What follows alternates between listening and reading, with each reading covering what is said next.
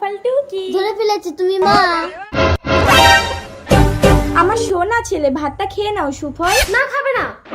জবা, তুই আমার বাড়ির কাজের লোক হয়ে আমার ছেলের ভাতের থালা কেড়ে নিস? মালকিন, আপনি মা হয়ে নিজের ছেলের ভাতের থালায় বিষ দিচ্ছেন। বেশ করেছি, ওর জন্য আমার স্বপ্নগুলো শেষ হয়ে গেছে, ওকে আমি শেষ করে দেবো। আমি মালিককে বলে দেবো। তুই আমার নামে নালিশ করে আমাকে ঘর থেকে তাড়িয়ে আমার স্বামীর সাথে ঘর করবি? সুফলকে বাঁচানোর জন্য যদি করতে হয় আমি তাই করব। কি বললি জবা, তুই আমার স্বামীর সাথে ঘর করবি? আরে কি হলো মল্লিকা? এই তোমার কি জবার সাথে লাইন আছে? এই জবা, তুমি কি আমার স্বামী স্ত্রীর মধ্যে অশান্তি বাঁধাচ্ছ? আমার বাড়িতে তোমাকে কাজ করতে হবে না, যাও বেরিয়ে যাও। মালিক, হে আল্লাহ, পবিত্র কোরআন শরীফকে দেখার পরে ভিডিওটিতে লাইক এবং সাবস্ক্রাইব করে দিবে এবং ভিডিওটাকে 10 জনকে শেয়ার করে দিবে। আপনি তাকে পরীক্ষায় পাশ করিয়ে দিয়েন। সবাই কমেন্টে আমিন বলো। কোনো কথা শুনবো না, বেরো। আমিও জবা মাসির সাথে চলে যাব। না সুফল, ছেড়ে দাও, চলে এসো বলছি। আপনি কিন্তু একটা শিশুর উপরে জবরদস্তি করতে পারেন না। আপনাদের নামে আমি শিশু নির্যাতন কেস করব। চলে এসো সুফল। এবার আমার স্বপ্নগুলো পূরণ হবে।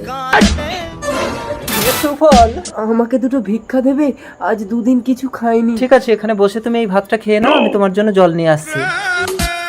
এই নাও, জল নাও। ভিখারিটা মরলো কি করে? মল্লিকা! এ কি, তুমি ভিখারিটাকে বিষ মাখানো ভাত খাবিয়ে মেরে ফেললে চঞ্চল? বিষ মাখারা ভাত মানে? তোমার ওই কাজের মেয়ে জবা আমাদের ছেলেকে মেরে ফেলবে বলে ভাতে বিষ মিশিয়েছিল। তার মানে তো ওই জবা এতক্ষণ আমার ছেলেকে মেরে ফেলেছে।